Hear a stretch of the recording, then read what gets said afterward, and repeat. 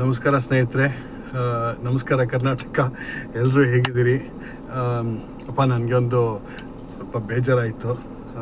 ಯಾವುದೋ ಒಂದು ಕ್ಯಾಂಪೇನ್ ಮಾಡಬೇಕು ಅಂತ ಓಡಾಡ್ತಾ ಇದ್ದೀವಿ.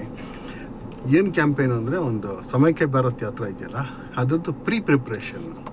ಆ ಪ್ರಿಪ್ರೇಷನ್ಗೆ we want to telecast in the T V live. ಆಮೇಲೆ ಒಂದಷ್ಟು ಜನರಿಗೆ ನಾವು ಎಜುಕೇಷನ್ನು, ಈಗ 2% ರಿಸರ್ವೇಷನ್ ಇದೆ ಎಲ್ಲ ಮಕ್ಕಳಿಗೂ. ಇವಾಗ LGBT ಕಮ್ಯುನಿಟಿಯಿಂದ ಬಂದಂಥವ್ರಿಗೆ 2% ರಿಸರ್ವೇಷನ್ ಇದೆ. ನಿಮಗೆಲ್ಲ ತಿಳಿದಿರಲಿ, ಇಡೀ ಗೌರ್ಮೆಂಟ್ ಆಫ್ ಇಂಡಿಯಾ ಎಲ್ಲ ಕಡೆಗೂ ರಿಸರ್ವೇಷನ್ ಇದೆ. ಇಂಥ ಐಡೆಂಟಿಟೀಸು ಎಲ್ಲ ಆರ್ಗನೈಸೇಷನಲ್ಲೂ ಬರ್ತಾರೆ. ಇವರು ಬೇಕೋ ಬೇಡವೋ ಅವ್ರು ಬರ್ತಾರೆ. ಆಮೇಲೆ ಇದನ್ನು ನಾವು ಯಾರೂ ನಿಲ್ಸೋಕ್ಕಾಗಲ್ಲ. ಸೊ ಇದು ನ್ಯಾಚುರಲಾಗಿ ನಡೀತಾ ಇರ್ತಕ್ಕಂಥ ಪ್ರಾಸೆಸ್ಸು. ಕಾರ್ಪೊರೇಟ್ನಲ್ಲೂ ಅಷ್ಟೇ ಹೀಗೆ ಬರ್ತಿರ್ತಾರೆ. ಮೂರನೇದು, ಇದಕ್ಕೆ ಕಾರ್ಪೊರೇಟ್ ಸೋಷಿಯಲ್ ರೆಸ್ಪಾನ್ಸಿಬಿಲಿಟಿ CSR ಅಂತ ಒಂದು ಫಂಡ್ ಇರುತ್ತೆ. ಅದರಲ್ಲಿ 10%ವರೆಗೂ ಇಟ್ಟಿರ್ತಾರೆ. ಅದರಲ್ಲಿ ಯಾವುದೋ ಒಂದು ಪರ್ಸೆಂಟೇಜ್ನ ಇಂಥ ಕಾರ್ಯಕ್ರಮಗಳಿಗೂ ಸ್ಪೆಂಡ್ ಮಾಡ್ತಾರೆ. ಓಕೆ, ಈ ಒಂದು ಹೊಸ ಪೀಳಿಗೆ ನಾವೇನು ಭಾರತದಿಂದ ಎಕ್ಸ್ಪೋರ್ಟ್ ಮಾಡ್ತೀವಿ, ಈ ಮಕ್ಕಳು ಇದನ್ನು ನಾವು ಕಡ್ಡಾಯವಾಗಿ ತಿಳ್ಕೊಬೇಕಾಗಿರ್ತಕ್ಕಂಥ ಒಂದು ಅವಶ್ಯಕ ಎಜುಕೇಷನ್. ಇದರಲ್ಲಿ ನಾವು ಆ ಮಕ್ಕಳಿಗೆ ತಿಳಿಸ್ಕೊಡ್ಬೇಕು ಅಂತ ಹೇಳಿ ನಾವು ರೆಡಿ ಮಾಡಿಕೊಂಡು ಒಂದು ಸಣ್ಣ ಕಾರ್ಯಕ್ರಮ, ಒಂದು 3 hours. ಇದರಲ್ಲಿ ನನಗೆ ಮೈಸೂರು ಯೂನಿವರ್ಸಿಟಿಯಿಂದ ಸಪೋರ್ಟ್ ಇದೆ. ಮೈಸೂರು ಯೂನಿವರ್ಸಿಟಿ ಜಿನೋಮಿಕ್ ಲ್ಯಾಬ್ ಕೂಡ ಬರ್ತಿದ್ದಾರೆ.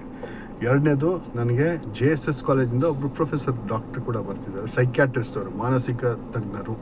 ಓಕೆ, ಮಾನಸಿಕ ರೋಗ ತಜ್ಞರು, ಅದೇನು ಹೇಳ್ತೀರಾ ಅಂತ ಸಾರಿ. ಆಮೇಲೆ ಮೀಡಿಯಾದವರು ಇರ್ತಾರೆ. ಎಲ್ಲ ಟೆಲಿಕಾಸ್ಟ್ ಆಗುತ್ತೆ, ಲೈವ್ ಟೆಲಿಕಾಸ್ಟ್, 3 hours ಸೆಷನ್ನ ಲೈವ್ ಟೆಲಿಕಾಸ್ಟ್. ಅದರಲ್ಲಿ ನೀವೇನ ನೋಡಿದರೆ ನಿಮಗೂ ಅರ್ಥ ಮಾಡ್ಕೊಳ್ತಕ್ಕಂಥದ್ದು, ಕಲಿತಕ್ಕಂಥದ್ದು ತುಂಬ ಬರುತ್ತೆ. ಯಾಕೆಂದರೆ ನಾವು ಟೀಮ್ಸನ್ನು ಮಾಡಿ, ನೀವು ಇಂತಿಂಥ ಕಂಪ್ನಿ ಅಂತ ಹೇಳಿ ಆ ಮಕ್ಕಳನ್ನ ಬಿಟ್ಟು, ಮಕ್ಕಳು ಅಂದರೆ ಇಂಜಿನಿಯರಿಂಗ್ ಸ್ಟೂಡೆಂಟ್ಸು, ಡಾಕ್ಟರ್ಸು, ಈ ಥರದವರು ಬಿಟ್ಟು ಒಂದು ಇನ್ಕ್ಲೂಸಿವ್ ಒಂದು ವರ್ಲ್ಡನ್ನು ನಾವು ತಾತ್ಕಾಲಿಕವಾಗಿ ಕ್ರಿಯೇಟ್ ಮಾಡ್ತೀವಿ. ಇದೊಂದು ಅಬೌಟ್ 3 hours ಸೆಷನ್ ಇರುತ್ತೆ. Any questions, any discussion, podium of topics, vis-a-vis, ಅದೆಲ್ಲನೂ ಅವರು ಬಂದು ಕೇಳ್ಬೋದು. ಸೊ ಈ ಲೆವೆಲ್ಗೆ ಇದೆ, ಅರ್ಥ ಮಾಡ್ಕೊಳ್ಳಿ ಇದನ್ನು. ಸೊ ಇದಕ್ಕೆ ನಾವು ಬೇರೆ ಥರದ್ದು ವಿ ಕೀಪ್ ಶಿಫ್ಟಿಂಗ್. ಒಂದೇ ಪ್ಯಾಟರ್ನಲ್ಲಿ ಹೋಗಲ್ಲ ನಾನು, ಯಾವಾಗಲೂ ಬೇರೆ ಬೇರೆ ಮಾಡ್ತೀನಿ. ಇನ್ವೆನ್ಷನ್ ಜಾಸ್ತಿ, ನಂದು ತಲೆನೂ ಜಾಸ್ತಿ, ಅದ್ರಲ್ಲಿ ತುಂಬ ಓಡ್ತಾ ಇರುತ್ತೆ ಸಾರಿ. ಇದರಲ್ಲಿ ನನಗೆ ಸ್ಪಾನ್ಸರರ್ಸ್ ಬೇಕು. ಈ ಸ್ಪಾನ್ಸರರ್ಸ್ನ ಹೋಗಿ ಕೇಳಿದ್ರೆ ಅವರು, ನಾನು ಹೇಳಿದೆ, ಇದು ಯಂಗ್ ಮೈಂಡ್ಸು, ಇವ್ರನ್ನ ಟ್ರೈನ್ ಮಾಡಬೇಕು, ಹೊಸ ಭಾರತ ನಿರ್ಮಾಣ ಮಾಡಬೇಕು, ನಾವು ಮಾಡ್ತಾಯಿದ್ದೀವಿ.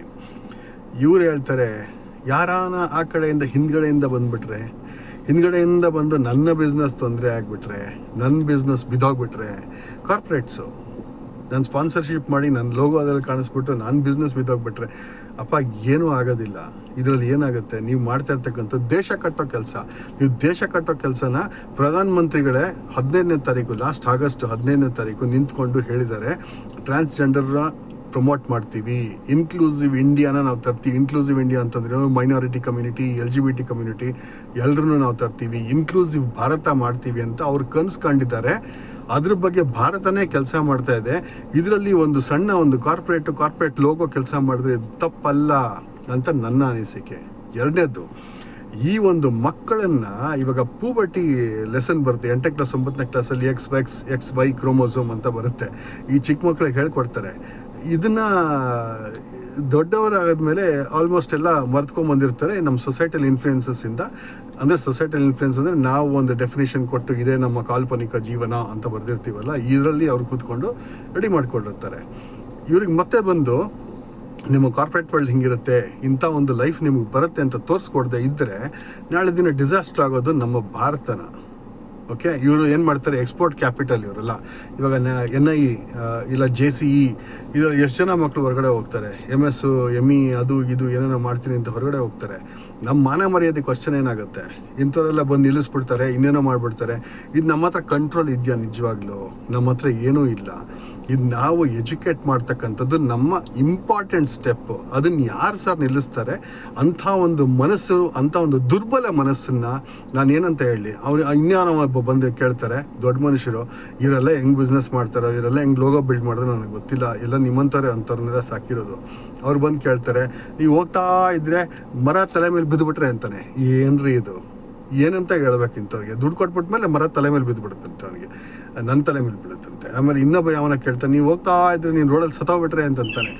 ಏನು ಸಾರ್ ಇದು, ಏನಾಗ್ತಾ ಇದೆ ಇದು? What is happening in our country? I have no idea. ಇಂಥ ದುರ್ಬಲ ಮನಸ್ಥಿತಿಗಳನ್ನು ನಾವು ಮೊದಲು ಚೇಂಜ್ ಮಾಡಬೇಕು. ಇಂಥ ಒಂದು ದುರ್ಬಲ ಮನಸ್ಥಿತಿಯಿಂದ ನಾವು ಹೊರಗಡೆ ತೊಗೊಂಬಂದ್ರೆ ನಮ್ಮ ಹೊಸ ಭಾರತ ನಿರ್ಮಾಣ ಸಾಧ್ಯ. ಇದನ್ನು ದಯವಿಟ್ಟು ಎಲ್ರಿಗೂ ಹೇಳಿ, ನಿಮ್ಮ ಕಡೆಯಿಂದ ಏನೇನು ಸಾಧ್ಯ ಆಗುತ್ತೋ, ಎಷ್ಟು ಜನರಿಗೆ ಸಪೋರ್ಟ್ ಆಗುತ್ತೋ ನಿಮ್ಮ ಕಡೆಯಿಂದ ಒಂದು ದಯವಿಟ್ಟು ಈ ವಿಡಿಯೋದಲ್ಲಿ ಕೆಳಗಡೆ ನೀವು ದಯವಿಟ್ಟು ನಿಮ್ಗೆ ಏನಂದ್ರೂ ಪರವಾಗಿಲ್ಲ, ನೀವೊಂದು ಕಮೆಂಟ್ ಹಾಕಿ, ನಿಮ್ಮ ಹೊಸ ಭಾರತ ಹೆಂಗೆ ನಿರ್ಮಾಣ ಆಗಬೇಕು, ಈ ಹೊಸ ಚಿಕ್ಕ ಮಕ್ಕಳನ್ನ ನಾವು ಟ್ರೈನ್ ಮಾಡಬೇಕಾ ಬೇಡವಾ, ಇದನ್ನು ದಯವಿಟ್ಟು ಕಮೆಂಟ್ ಹಾಕಿ. ಯಾಕೆ ಅಂತಂದರೆ ಈ ಸಣ್ಣ ಮಕ್ಳಿಗೆ ನಾವು ಹೇಳ್ಕೊಡದೇ ಇದ್ದರೆ ನಮ್ಮ ಭಾರತ ಎಲ್ಲಿ ಉದ್ಧಾರ ಆಗುತ್ತೆ? ಏನೂ ಗೊತ್ತಿಲ್ಲ. 28 ಜೆಂಡರ್ ಇದೆ ಅಂತಂದರೆ ಅಂತಂತಾನೆ ಅವನಿಗೆ ರೈಲ್ವೆ ಫಾರ್ಮೇ ಇಂಪಾರ್ಟೆಂಟ್ ಅವರಿಗೆ, ಏನೋ ಮೇಲು ಫೀಮೇಲು ಥರ್ಡ್ ಜೆಂಡರು ಅಂತ. ಇಂಥದ್ದು ನೋಡಿ ಎಷ್ಟು ಸಲ ನೋಡೋದು. ಯಾವಾಗ ನಮ್ಮ ಭಾರತ ಉದ್ಧಾರ ಆಗೋದು ನನಗೆ ಗೊತ್ತಾಗ್ತಾ ಇಲ್ಲ. ಇತ್ತ ಮುಂದೆ ಇಡಬೇಕು ಅಂತ ಅನ್ನಿಸ್ತು. ತುಂಬ ಬೇಸರ ಆಯಿತು ನನಗೆ ಇದನ್ನು ಕೇಳಿಬಿಟ್ಟು. ಅದು ಯಾರೋ ಪುಣ್ಯಾತ್ಮರು ಅವರು ಏನು ದಯವಿಟ್ಟು ನೋಡಿ, ಈ ಒಂದು ಪ್ರೋಗ್ರಾಮನ್ನು ನಾವು ಮಾಡ್ತಕ್ಕಂಥದ್ದು ಸಣ್ಣ ಪುಟ್ಟ ದುಡ್ಡು ನಾನು ಕೇಳಿರೋದು, ಅದು ಮೀಡಿಯಾದವ್ರಿಗೆ ಅವ್ರಿಗೆ ಅದು ಹಂಚೋದಕ್ಕಂತ ಅಷ್ಟೇ, ನಮಗೆ ಅಂತ ನಾವೇನು ಕೇಳ್ಕೊಂಡಿಲ್ಲ. ಅನಿತಾ ಇದೇ ಹರ್ಕಲ್ ಬಟ್ಟೆನೇ ಹಾಕ್ಕೊಂಬರೋದು, ಅಷ್ಟು ತಿಳ್ಕೊಳ್ಳಿ. ನನಗೆ ಇನ್ಯಾವ ಸಂತೋಷನೂ ಬೇಕಾಗಿಲ್ಲ. ಇದೊಂದು ಚೇಂಜ್ ಆಯಿತು ಅಂತಂದರೆ ನನ್ನ ಧ್ಯೇಯ ಮುಗೀತು ಅಂತ ನಾನು ಬಂದಿದ್ದೀನಿ, ನಿಂತಿದ್ದೀನಿ, ಈ ಕೆಲಸ ಮಾಡ್ತಾಯಿದ್ದೀನಿ. ದಯವಿಟ್ಟು ಹೆಲ್ಪ್ ಮಾಡಿ. ಈ ಕಮೆಂಟನ್ನು ನೀವು ದಯವಿಟ್ಟು ತಿಳಿಸಿ. ಇಂಥ ಒಂದು ದುರ್ಬಲ ಮನಸ್ಥಿತಿಗಳನ್ನು ನಾವು ಹೆಂಗೆ ಮೇಲೆ ತರಬೇಕು ಅನ್ನೋದನ್ನು ನೀವೇ ಹೇಳ್ಕೊಡಿ. ಧನ್ಯವಾದಗಳು. ಮತ್ತಿನ್ನೊಂದು ವೀಡಿಯೋ ಜೊತೆ ನಿಮ್ಮೊಂದಿಗೆ ಸಿಗ್ತೀನಿ.